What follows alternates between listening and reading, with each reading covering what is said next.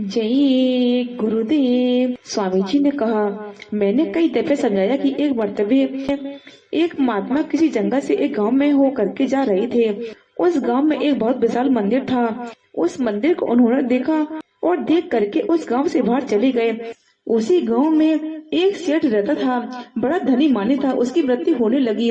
मृत्यु के पहले उसने एक बीजक बनाया, बीजक बना करके रख दिया। फिर बच्चों को बुलाया और कहा कि बच्चों, यह बीजक रखा है, जब कभी तुम्हें जरूरत हो तो तुम इस बीजक को ले करके जमीन में से उस माल को निकाल लेना। पिता का देहांत हो गया, बच्चों के ऊपर गर्दिश आ गई। बच्चों ने सोचा हमारे पिता ने इतना लाख रुपया जमीन में गाड़ा रखा है, बीजक सुनाकर रख गए, इस बीजक को निकाला जाए और देखा जाए कि वह धन कहाँ है। बीजक को लिया, बीजक को देखा, माल जरूर है लेकिन पता नहीं कि वह माल कहाँ है। धन हमारा है, हमारे पिता का है, हमारे पास रखा हुआ है, लेकिन मालूम नहीं है कि कहाँ रखा हुआ है। तो सब बीजक को पढ़ते हैं तो बीजक में क्या लिखा हुआ है कि कर विचार बज चार ही, नैनन निखर निहार, हिमालय के शिखर पर माल गड़ो है सार। हिमालय के शिखर पर लड़कों ने सोचा कि ठीक है, उस बुर्ज के ऊपर 4 लाख रुपए गड़ा हुआ है, चलो उसको खोद दिया जाए। बुर्ज तोड़ दिया। सोचा बुर्ज के इधर उधर हो, हिमालय के सोचा कि नीचे हो, इसलिए उसको भी खोद करके खत्म कर दिया, पर माल न मिला। वे महात्मा जो इधर से गए थे फिर वापस लौट कर आए तो देखा कि इस गांव में एक भारी विशाल मंदिर था। क्या कारण हो गया कि वह नहीं दिखाई पड़ता? क्या मैं भूल गया? पूछा लोगों से कि इस गांव में एक मंदिर था कि मैं भूल गया। लोगों ने कहा नहीं महाराज, मंदिर तो जरूर था, लेकिन सेठ जी के मरने के बाद उन्होंने जो बीजक बनाया था उसके अनुसार उनके लड़कों ने धन प्राप्त करने के लिए मंदिर को तोड़ दिया। महात्मा ने पूछा कि क्या बीजक वह हमें दिखा सकते हो, माल मिला कि नहीं? कहने लगे नहीं मिला, लेकिन बीजक अभी मौजूद है। बीजक देखा, उन महात्मा ने पढ़ा उसे। उन्होंने विचार किया, क्योंकि वे जानते थे उस बीजक को अच्छी तरह से। उन्होंने पढ़ करके कहा कि अरे भाई, क्या तुम उस मंदिर को बना सकते हो फिर से? तब हम तुम्हारा फिर से वापस दिला दे, बदला दे कि रुपया कहाँ रखा हुआ है। मंदिर बनने लगा, बन करके तैयार हो गया, उनकी बुर्ज बन गई, शिवालय बन गए। तब महात्मा जी ने बीजक को पढ़ा कि कर विचार बज चार ही, नैनन निखर निहार, हिमालय के शिखर पर माल गड़ो है सार। कहने लगे बच्चों, अब क्या है, शाम का वक्त है, इधर को सूरज है, इधर को छाया जाती है। छाया 4 बजे को बुर्ज की पड़ती थी। महात्मा ने कहा कि यहीं पर खोदो। जमीन खोदी गई, रुपया मिला जितना उस बीजक के अंदर लिखा था, इतने दूर रुपया गाड़ करके रखा था।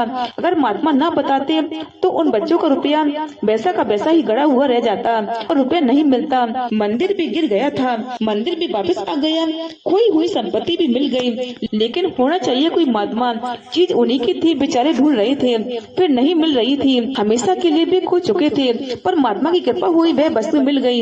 इसी तरह से हम परमात्मा को ढूंढते हैं, तलाश करते हैं, मिलता नहीं है, पर महात्मा जानते हैं वह उनका भेद है। वस्तु तुम्हारी, आनंद तुम्हारा है, धन तुम्हारा है, देश तुम्हारा है, तुम उसको भूल गए, रास्ता भी भूल गए, पकड़ने वाला भी भूल गए, बताने वाला भी भूल गए। अरे भाई, इस प्रकार से हम भूले हुए हैं, फिर कैसे उसके पास जा सकते हैं? परिणाम यह हुआ कि अंधकार में ही हमारी संपत्ति, अंधकार में ही हमारी उत्पत्ति, अंधकार में ही हमारा प्रलय, अंधकार में ही रह गए और फिर चले गए दुनिया से।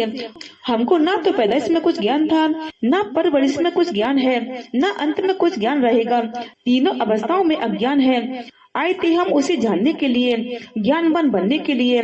हम संत बन जाते हैं, हम रैदास और कबीर बन जाते हैं, नानक, राम और कृष्ण बन जाते हैं। इसी तरह से राम और कृष्ण, कबीर और रैदास, पलटू और जन जीवन आए। सारे महात्मा इसी शरीर में आए, जिस शरीर में हम बैठे हुए हैं। इसी शरीर में ऐसी ऐसी शक्तियाँ आई हैं। उन्होंने क्या जगाया और क्यों और क्या पाया? उन्होंने किन ऋषि और मुनियों के द्वारा पाया?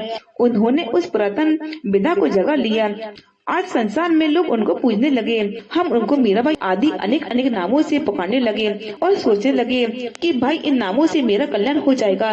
पर वे महात्मा कहते चले गए कि भाई शरीर मेरा भी है, जो शरीर मेरा है भाई तुम्हारा भी है, तुम उसको भूल गए, मैंने उसको जगा लिया है। तुम क्यों नहीं अंतर में उसको जगाते हो और अपनी सत्ता को पाते हो? उस सत्ता को पाने के लिए मार्ग हमारे पास में है। गुरु की तलाश करो और उस गुरु को तलाशो जो वास्तव में उसको प्राप्त कर चुका हो, अपनी पुरातन संपत्ति को जगा चुका। वह संपत्ति भगवान की संपत्ति है, वह भगवान का पुरातन नाम है, वह नाम है जिसकी कीमत हीरे जवाहरात में भी नहीं दे सकते हैं। वह प्रभु की वाणी है जिसके आधार पर अंड खंड और ब्रह्मांड बने हुए हैं, अनेकों लोग और त्रिलोकियां बनी हुई हैं। वह नाम एक ऐसा नाम है जो समिष्ट रूप से सब जगह व्याप्त है, ऐसा समिष्ट रूप से व्याप्त है जिसका नाम हो जिस परमात्मा का, और हम उस शक्ति को पा न सके इस मनुष्य शरीर में, तो हमारा यह जीवन क्या है।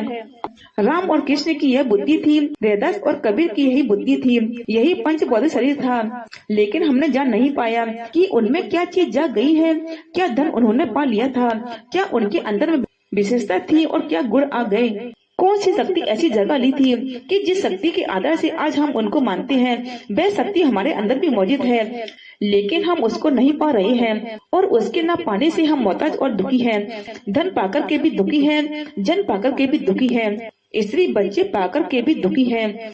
हर प्रकार से हम क्यों दुखी हैं कि उस सत्ता को नहीं पाया, उनके वास्तविक धन को हमने नहीं पाया, इसलिए हम दुखी हैं और मोहताज हैं। तो धनवान भी महात्मा के पास जाकर के हाथ फैलाते हैं, गरीब भी महात्मा के पास जाकर के हाथ फैलाते हैं, परंतु हमारे पास सब कुछ है, तुम क्यों महात्मा के पास जाकर के हाथ फैलाते हो। महात्मा तो समझते हैं कि तुम निर्धन हो, धनवान नहीं हो, दुनिया की संपत्ति से कोई धनवान नहीं है, बल्कि महात्मा की संपत्ति जिसके पास है वह धनवान है, और वही संपत्ति तुम्हारी रखी हुई है। यदि महात्मा मिल जाएगा तो बता देगा, उसी संपत्ति को पा करके हमेशा के लिए तुम सब कुछ पा चुके हो। जितनी भी संपूर्ण निधियां, जितनी भी संपूर्ण दौलत तुमने पा लिया है, और वही खजाना पा लेने पर तमाम दुनिया तुम्हारे पास आएंगी और हाथ फैलाएंगी। यदि वास्तविकता को पाने वाले महात्मा हो तो वह चीज आज भी मिल सकती है, इसमें कोई शक नहीं है। लेकिन हम लोगों ने उन सब का परित्याग कर दिया है, इसलिए भाई हम सब मोहताज हो गए। मोहताजी को छोड़ करके अपनी अपनी चीजों को जगा करके प्राप्त करो, यही जीवन का मुख्य ध्येय है। और इसीलिए हम पंचबौद्ध शरीर में आए हैं। राम की शिक्षा राम की विदा, कृष्ण की शिक्षा कृष्ण की विदा, यही पुरातन सनातन थी। उन्होंने योग करके इसको पाया था, उनके साथ में रैदास और कबीर ने भी योग करके पाया था। गृहिणी थी, कबीर और रैदास के साथ भी गृहिणी है, और वह गृहिणी आपके साथ में भी है, और वे बच्चे आपके साथ में भी हैं। तो वही योगिक क्रिया, वही योगिक नाम, वही योगिक उपासना थी जो आपके पास में है। आप उसको जगह लीजिए, हमारे स्त्री और बच्चे पूजने लगेंगे, तमाम दुनिया ही पूजने लगेगी तुमको। ये महात्मा के तीर्थ हैं, उनके तीर्थ में रहते हैं, उस विदा को जगह लेते हैं तो सारी दुनिया पूजने लगती है।